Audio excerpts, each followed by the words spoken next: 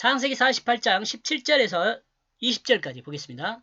그러므로 요셉은 보고 있다. 왜냐하면 그 아버지가 우스를 에브라임의 머리 위에 얹은 것을 그의 두 눈에 기뻐하지 않았다. 그러므로 그는 그 아버지의 손에 방향을 바꾸려 하고 있다. 에브라임 머리에 므낫세의 머리로. 요셉은 아버지의 오른손이 에브라임 머리 위에 있었고 왼손이 므낫세 머리 위에 있는 것을 보고 기분이 좋지 않았습니다. 그러므로 요셉은 그 손을 바꾸려고 했습니다. 이런 점에서 요셉은 이삭을 닮아 있다는 생각을 합니다. 두 사람은 장자권을 인정하는 사람이란 생각입니다. 요셉도 이삭도. 야곱은 빼고요. 이 시대의 보편적인 생각은 모두 장자권을 인정하는 시대였을 것으로 볼 수 있습니다. 이 시대. 이 시대가 언제예요? 당시대. 당시.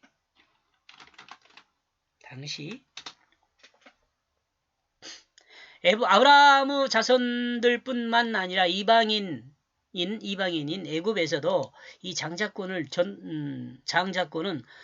전통이며 한 문화를 이루고 있었던 것으로 볼 수가 있습니다. 48장 18절. 그러므로 요셉은 그 아버지에게 말하고 있습니다.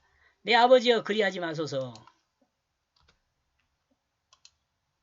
왜냐하면 우스를 장자의 그 머리 위에 얹어야 하기 때문이다. 시대의 문화와 전통을 따라 우스를 장자의 머리에, 자수를 차자의 머리에 얹는 것이 통상입니다. 그러므로 요셉은 아버지 이스라엘에게 그렇게 하지 말라는 의견을 제시했습니다. 그러나 아비는 허락하지 않았다. 그리고 그는 말하고 있다. 나도 안다. 내 아들아, 나도 안다. 또한 그도 므낫세라고 볼 수 있죠. 그도 한 민족이 되어 있다. 또한 그가 크게 될 것이다. 여기는 므낫세, 여기는 에브라임. 그러나 그 작은 형제가 그 큰 자보다 큰 자가 될 것이다. 그러므로 그 자손이 여러 민족을 이룰 것이다. 똑같지 않나요, 이게? 어때요? 야곱과 에서를 그 배 안에서 싸우고 있을 때 리브가가 하나님께 기도했잖아요. 근데 그 기도할 때 응답이 뭐였어요? 큰 자가 작은 자를 섬길 거라고 했잖아요. 이스라엘은 요셉의 이와 같은 뜻을 알고 있었다. 그러나 이스라엘은 요셉의 뜻인 그의 의견을 들어주지 않았습니다. 그 이유에 대해서는 이스라엘은 하나님의 사자가 아브라함에게 전한 말씀과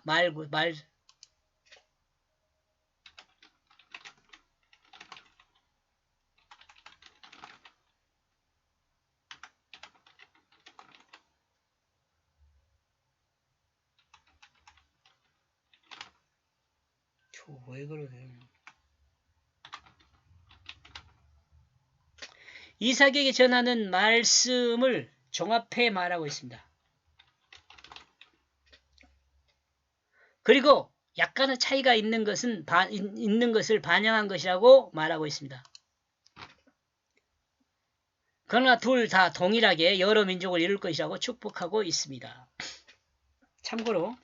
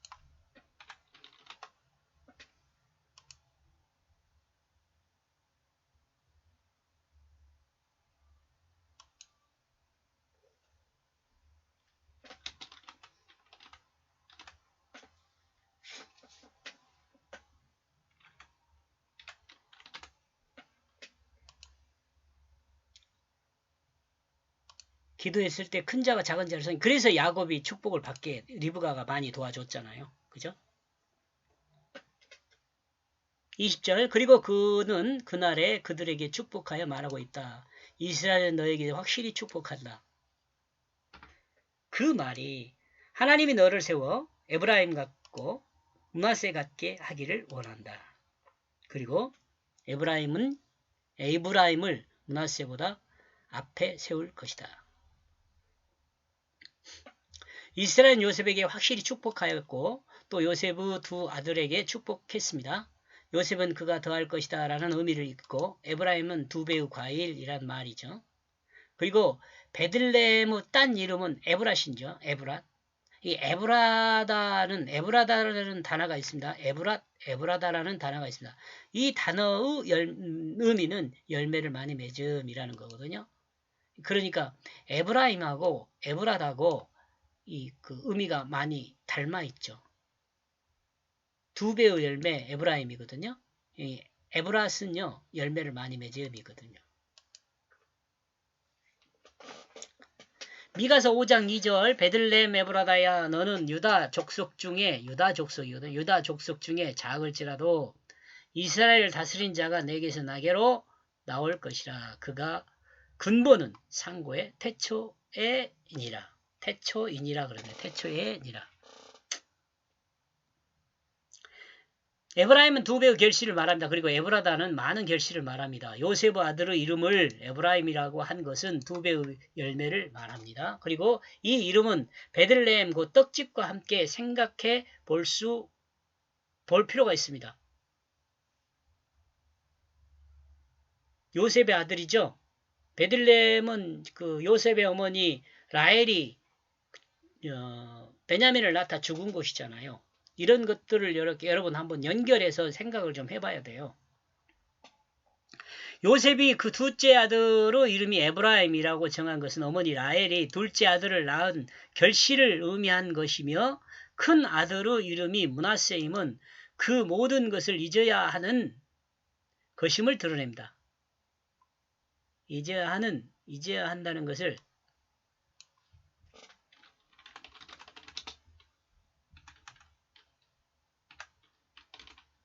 잊어야 한다는 것을 드러냅니다. 이는 사실의 역사를 드러내는 것이다. 그러나 이 사실의 역사가 성경으로 기억될 때는 하나님이 전하는 의미가 있습니다. 이 부분만 그런 것이 아니고 모든 성경이 다 그래요. 의미를 따져봐야 돼요. 의미를. 그래야 하나님 뜻을 우리가 알 수 있으니까.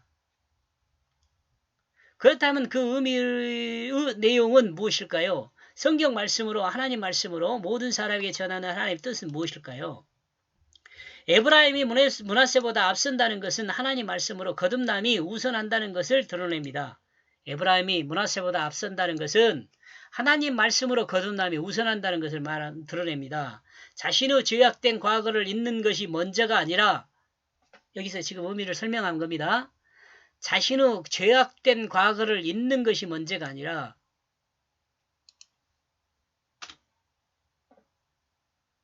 선포된 하나님 말씀을 믿음으로 그 말씀이 그 마음에 심겨 그 말씀의 뜻을 행하는 것이 먼저라는 거예요. 그리고 이와 같은 말씀을 행하여 이와 같이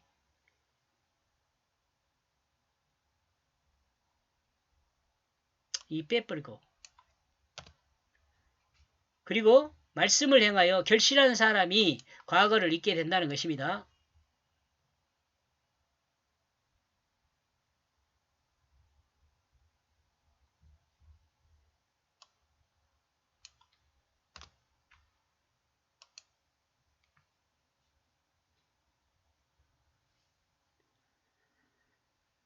그러므로 야곱이 요셉의 아들들의 머리 위에 축복의 손을 바꾸어 얹는 것은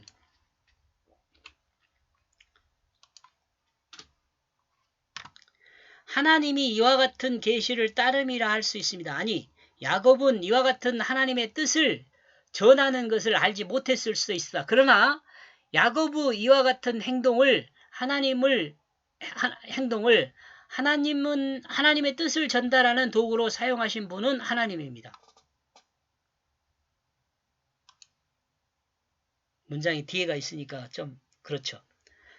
그러나 야곱의 이와 같은 행동을 하나님 뜻으로 사용하시는 분은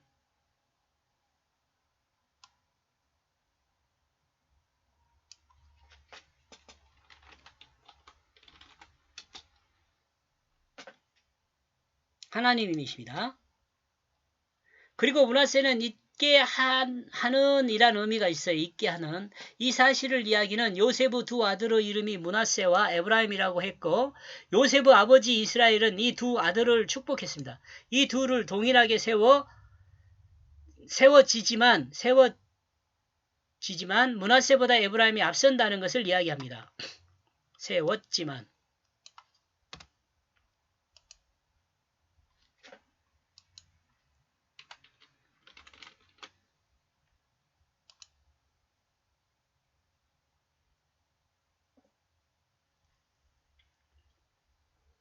그렇다면 에브라임과 므낫세를 통해 드러내고 있는 하나님의 뜻은 무엇일까요? 내용은 무엇을 말하는 걸까요? 요셉은 구원을 받을 수 있도록 역사하는 하나님의 구원의 그 역사를 성취를 드러냅니다. 이스라엘 역사를 드러냅니다. 이는 하나님이 더하신 것입니다. 그리고 에브라임은 2배의 열매를 말합니다.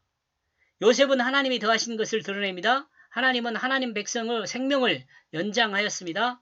그 생명을 더하셨습니다. 그리고 더하시는 방법은 요셉을 통해 하셨습니다. 그리고 요셉의 두 아들을 통해 드러낸 계시는 하나님 말씀을 듣고 2배의 결실을 함으로 옛사람을 잊게 한다는 것을 드러냅니다.